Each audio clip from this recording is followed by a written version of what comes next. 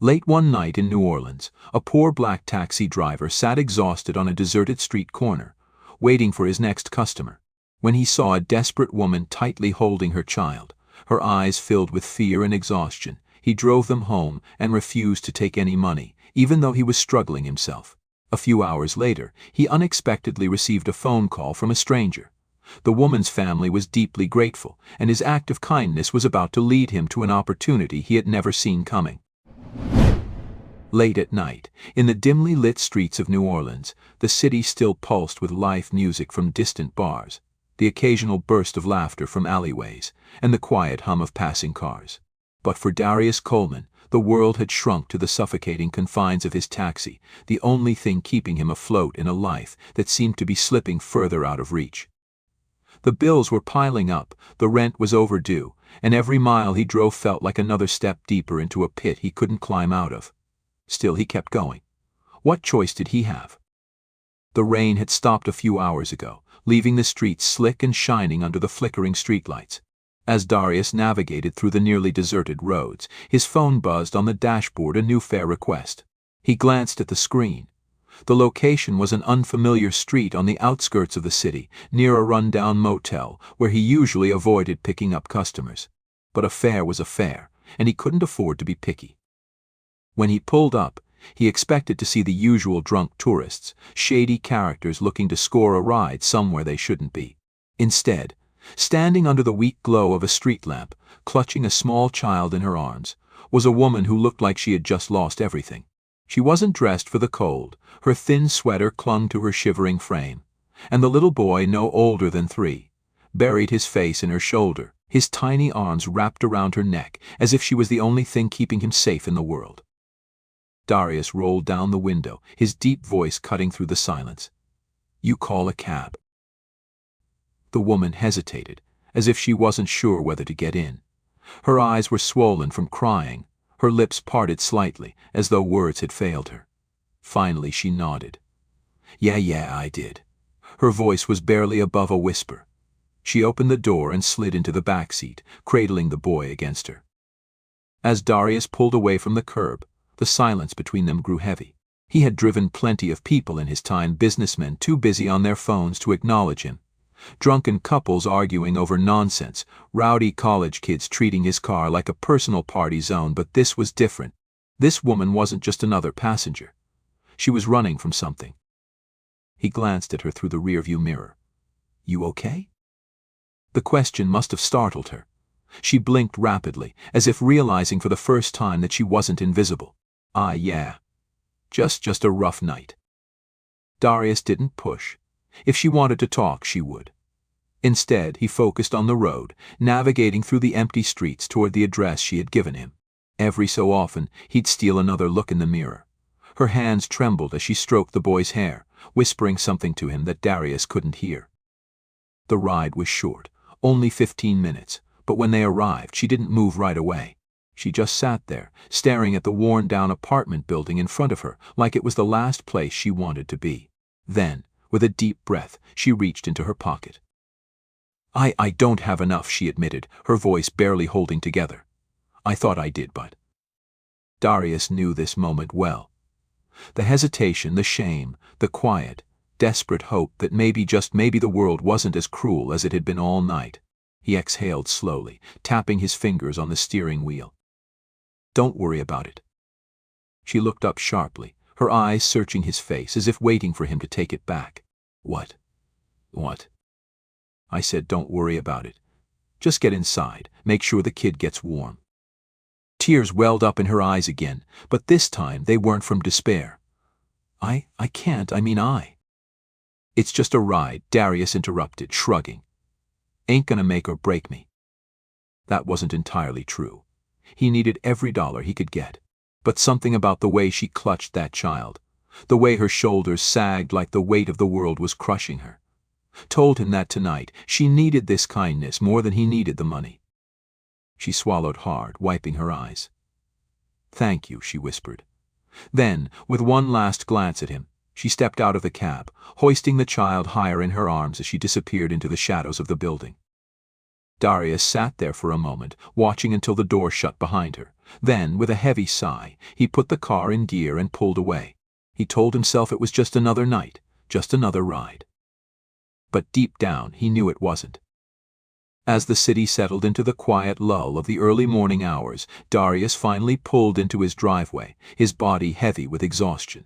The night had been long, and the weight of his reality pressed down on him harder than usual. Rent was due, the car needed maintenance, and he had barely made enough tonight to put a dent in his growing list of expenses.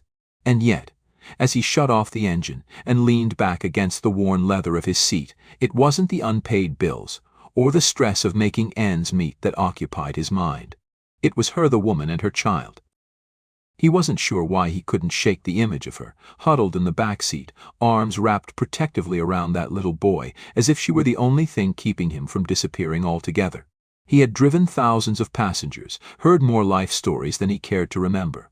But something about this one felt different.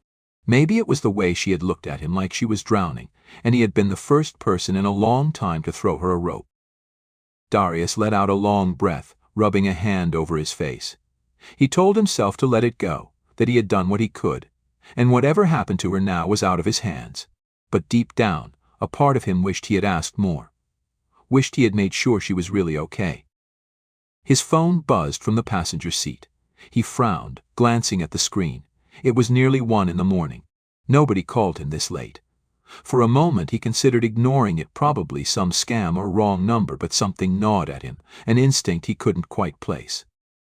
He grabbed the phone and swiped to answer. "Yeah?" A pause. Then, a voice. Deep, steady, but carrying a quiet urgency beneath it. "Is this Darius Coleman?"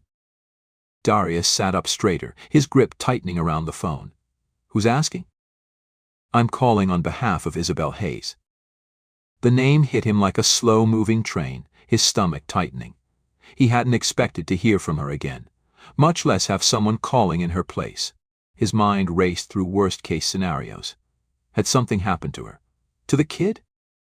"She's safe," the voice continued, as if reading his thoughts. "But there's something important we need to discuss." Darius's pulse kicked up a notch. "Who the hell is this?" "My name is Leonard Hayes." A beat of silence followed. Then the man added, "I'm Isabel's uncle." Darius's brows furrowed. Uncle. The way she had looked that night. The desperation in her voice, she sure as hell hadn't seemed like someone with family to call. "She told us about what you did for her," Leonard continued. "And it's something that will not be forgotten." Darius exhaled sharply, shifting in his seat. "Look, man, I just gave her a ride. That's all." Another pause. Then Leonard spoke again, his tone measured but firm. "You don't understand. You didn't just give her a ride. You were there for her at a moment when she had no one, and that means something." Darius's jaw clenched. He didn't like the way this conversation was heading, like there was a whole other story being written that he hadn't agreed to be a part of. "What exactly are you getting at?" There was a rustling on the other end, followed by a deep breath. And then Leonard said the words that made Darius sit up completely awake. "She comes from a very wealthy family. A very powerful family. But years ago she walked away from all of it. Tonight was the first time she's reached out to us in years." Darius didn't move, didn't breathe. He wasn't sure what he had expected, but it sure as hell wasn't this. Leonard continued.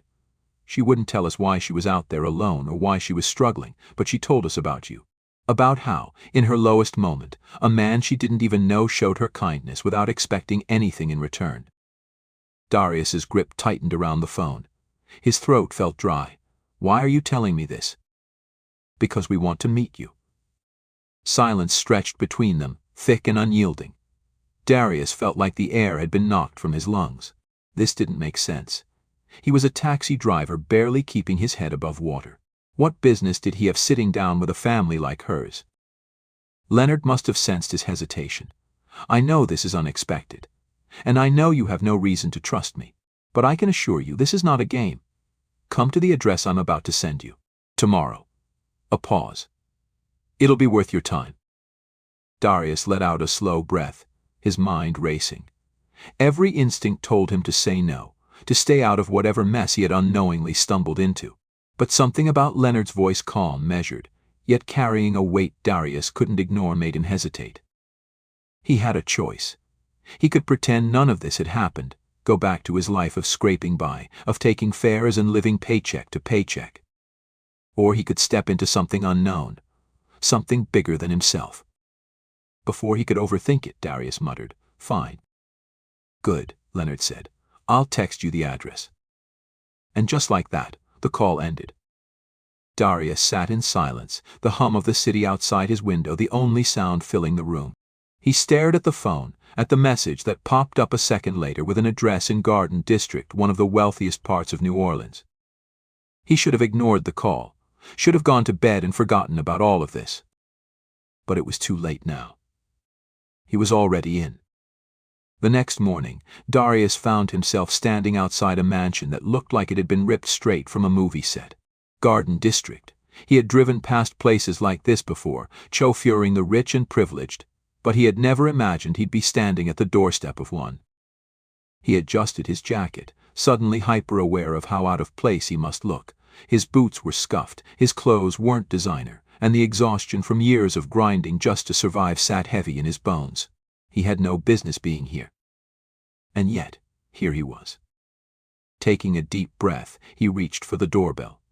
The chime that echoed inside was the kind of sound that only existed in houses where people never had to worry about rent or overdue bills.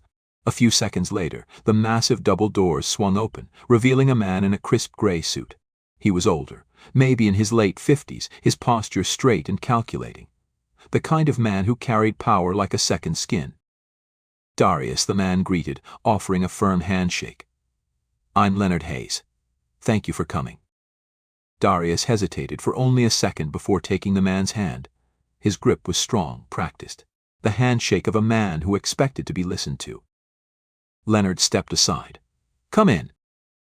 Darius took a cautious step over the threshold, his eyes scanning the interior. The sheer opulence of the place made his stomach tighten. Expensive artwork lined the walls, chandeliers hung from high ceilings, and polished floors stretched out beneath his feet like a stage he had no business standing on. He could practically smell the money in the air. He followed Leonard through the foyer and into a vast sitting room, where Isabel was waiting. She looked different, not in the way money changed people, but like she had found her footing again. Gone was the trembling woman from the back seat of his cab. Her hair was neatly pulled back, her clothes were clean, and though there was still a heaviness in her eyes, she no longer looked like she was carrying the weight of the world alone.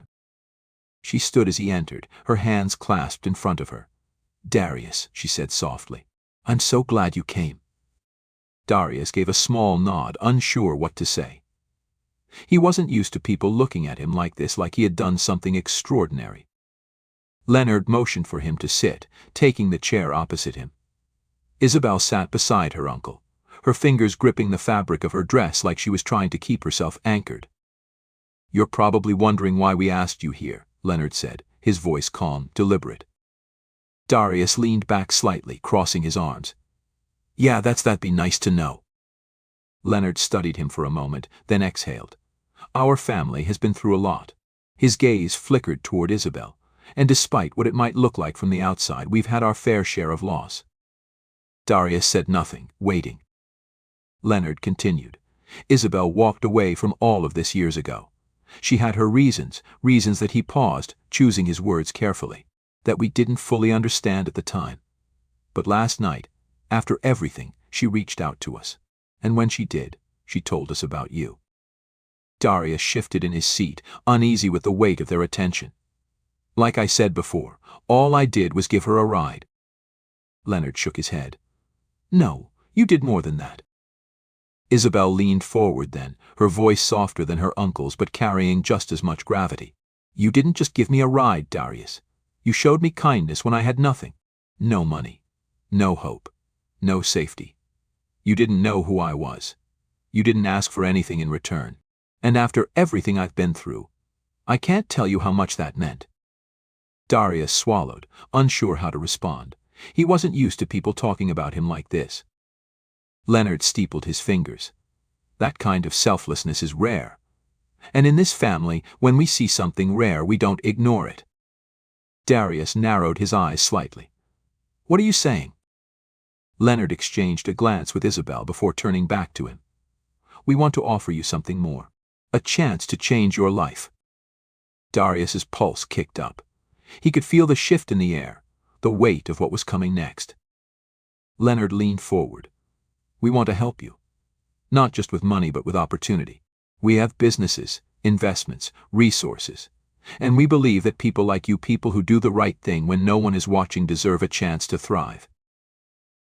Darius felt his breath catch. This wasn't just charity. This wasn't a rich man throwing him a few bucks out of guilt. This was something real. But still, it didn't make sense. He shook his head slightly, frowning. Why me?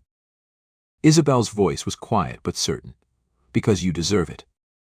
For a moment, Darius couldn't speak. He had spent his whole life working twice as hard to get half as far. He had seen good men get chewed up and spit out by the world. No one had ever just offered him something like this. And yet, here they were, waiting for his answer. Darius let the words settle, the weight of them pressing against his chest. You deserve it. He wanted to believe that. Wanted to believe that after years of grinding, of struggling just to keep his head above water, something good could finally come his way. But life had never worked like that for him. Nothing came without a price. He sat back, folding his arms across his chest. What exactly are you offering? Leonard studied him for a moment before answering, his tone measured. A clean slate. A real shot at something better. We know you've worked hard your whole life, but hard work alone doesn't always open doors. We want to change that for you. He paused, as if gauging Darius's reaction before continuing. We'll take care of your debts, wipe them out completely.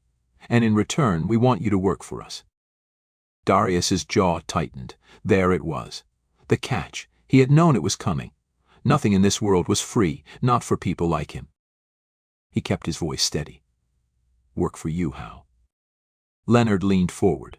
One of our companies manages a fleet of vehicles, logistics, transport, corporate services.